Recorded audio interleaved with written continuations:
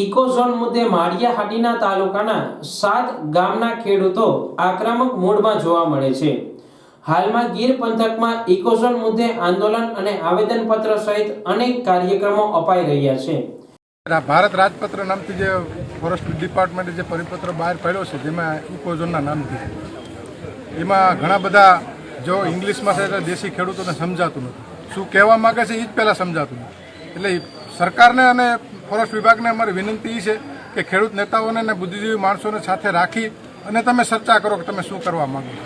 આજની તારીખે પણ ફોરેસ્ટના જે કાયદા છે એટલા બધા જટિલ છે। હું તમને હમણાંની જ વાત કરું છું કે તમારા ગામની અંદર આવીને મારણ કરી જાય હાવજ અને અધૂરું છોડીને જાય તો પણ એ એમ કહેશે કે અમારો પરિપત્ર છે, અમારે એ ઉપાડવાનું ન હોય। માનવ વસ્તીની અંદર આરોગ્યને નુકસાન કરતો હોય, દુર્ગંધ મારતું હોય તો એ ઉપાડવાની તૈયારી એની લોકો। હમણાં હું તમને છેલ્લા 4 દિવસ પહેલાંની વાત કરું તો આટલા બધા જો જટિલ કાયદા હોય અને એમાં જો હજી આ ઇકોઝોન આવશે તો અહીંના ખેડૂતોને રહેવું કઈ રીતે?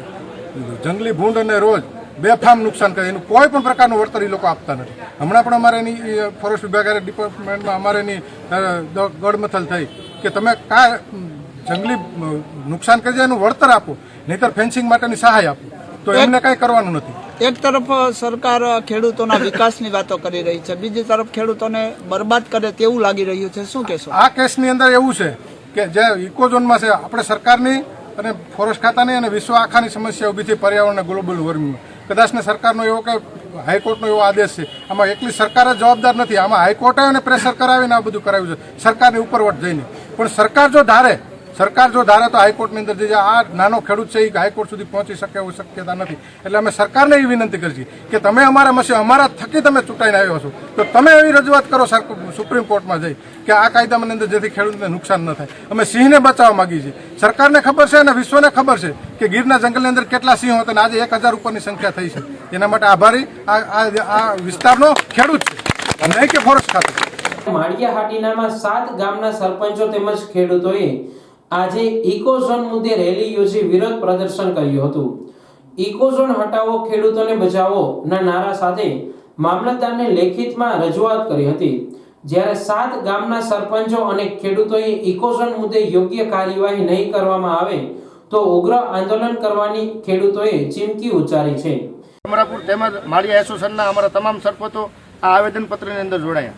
જે 18/9નો જે જીઆર બહાર પાડવામાં આવ્યો એમાં ઇકો સેન્સિટિવ ઝોન લગાડવામાં આવ્યો, જેમાં 0 થી 5ની ત્રિજ્યામાં આવતા એવા અમારા 7 ગામ, જેનો અમે સંપૂર્ણ સહમતિથી ગ્રામજનોની હાજરીમાં સહમતિથી ઠરાવ કરેલો। આ કાયદાનો વિરોધ શું કરવા કરીએ એ માટે અમે તમને કહીએ કે આમાં 138 પેજનું જે જીઆર છે તે ઓફિસ એસી ઓફિસની અંદર બેસી અને કાયદાઓ નક્કી કરી નાખ્યા કે ખેડૂતને કઈ પણ કાંઈ જાતની કામગીરી કરવી હોય, રસ્તાઓ ભરવા હોય, વાડીએ મકાન બનાવવા હોય, ઢોરના જે તે ગમાણો બનાવવી હોય કે એના ઢારિયા બનાવવા હોય, સંપૂર્ણ મંજૂરી જંગલ ખાતાની લેવાની। તમે જમીન ઉપર આવી અને ખેડૂતની વેદના સમજો, આ જંગલ ખાતું છે અમારે યારે શું કરી રહ્યું છે। તો મિત્રો આવો કાયદો છે એ સરકાર ઠીક છે માય બાપ કહેવાય, પણ માય બાપ છે એ આવા કાળા કાયદા જો લઈ આવતી હોય તો આનો સખ્ત અમે વિરોધ કરીએ છીએ કે આવા કાળા કાયદા છે એ ખેડૂત ઉપર ન હોવો જોઈએ। ખેડૂત છે આ દેશનો આત્મનિર્ભર છે, આ દેશની એવડી જનતાને અન્ન પૂરું પાડતી હોય, અન્નદાતા કહેવાય ખેડૂતને, અને ખેડૂત ઉપર જો આવા કાયદા લાગતી હોય તો હું મીડિયાના મિત્રોનો પણ આભાર માનું છું કે તમારે યારે હજી તો અમારા પહેલો પાયો છે, હજી અમારી શરૂઆત થઈ છે। આ બધાનો હું ખૂબ આભાર માનું છું કે અમારી લડત છે એ બહુ મોટી છે। જો આ કાયદો રદ કરવામાં નહીં આવે તો અમે ગાંધી સિંધિયા માર્ગે ઉગ્ર આંદોલન પણ કરવાના છે। પહેલુભાઈ, જુનાગઢ જિલ્લામાં ખાસ કરીને ભાજપના લોકોએ જ આનો વિરોધ કર્યો છે, આ બાબતમાં શું કહેશો? જો અમે કોઈ પક્ષ તરફથી નથી આવ્યા, અમે સમસ્ત જે છે એ બધા ખેડૂત બનીને આવ્યા છે। એટલે ભાજપની સરકાર હોય તો ભાજપ સરકારને પણ અમે વિનંતી કરીએ છીએ કે પાયાના પથ્થરો ગામડા છે, તમે એવું નહીં માનતા કે સરકારમાં બેસી ગયા એટલે સરકાર પડતા પણ વાર નહીં લાગે। એટલે સમજી વિચારીને જે તે કંઈ કાયદા લગાડવા હોય એ ખેડૂત ઉપર લગાડજો। અમે ખેડૂતની સાથે છીએ, અમે કોઈ આગેવાન બની નથી આવ્યા, અમે બધા પણ ખેડૂત છીએ કે જેથી કરીને અને આવા કાળા કાયદા અમારી પર ન લાગે। અમે જે પાલનહાર છે, પ્રાણી છે, અમારા અદાય કીધું એમ અમારું નુકસાન કરી નાખે છતાં પણ અમે એને કંઈ કહેતા નથી, અમારે એની વળતર નથી જોતી। એટલે જય હિન્દ, જય ભારત, અમારી વાત સરકાર સુધી પૂગે। જ્યારે ખેડૂતોએ જણાવ્યું હતું કે જંગલ વિસ્તારમાં અમારે એક તરફ જંગલી પ્રાણીઓ ખેતરમાં નુકસાની કરી રહ્યા છે અને બીજી તરફ જંગલ વિસ્તારમાં કાળા કાયદા ગણાવી ખેડૂતોને હેરાન કરાતા હોવાના પણ ખેડૂતોએ આક્ષેપો લગાવ્યા છે।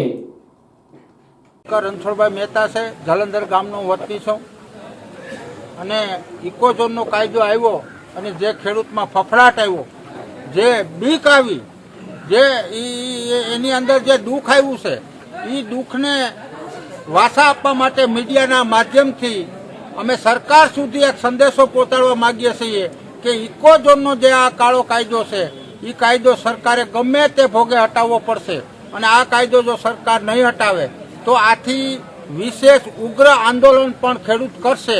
એનું કારણ છે કે વર્ષોથી 10-10, 15-15 પેઢીથી અમારા વડવા જંગલ ખાતાનું નુકસાન સહન કરતા આવે છે. જંગલી ભૂંડ, સિંહો, પહુ, મોરલા જે કઈ જંગલી જાનવર છે એ ખેડૂતને નુકસાન કરે છે, છતાં જંગલી જાનવરને કોઈ પણ જાતની હાનિ પહોંચે એવું ખેડૂતે પગલું ભર્યું નથી. એના દીકરાને મારી નાખ્યા, એની દીકરીઓને મારી નાખ્યા, એની ખેત મજૂર છે, એની વાડીએ મજૂરો હોય એ મજૂરોના બચ્ચા પણ સિંહો ઉપાડી ગયા છે.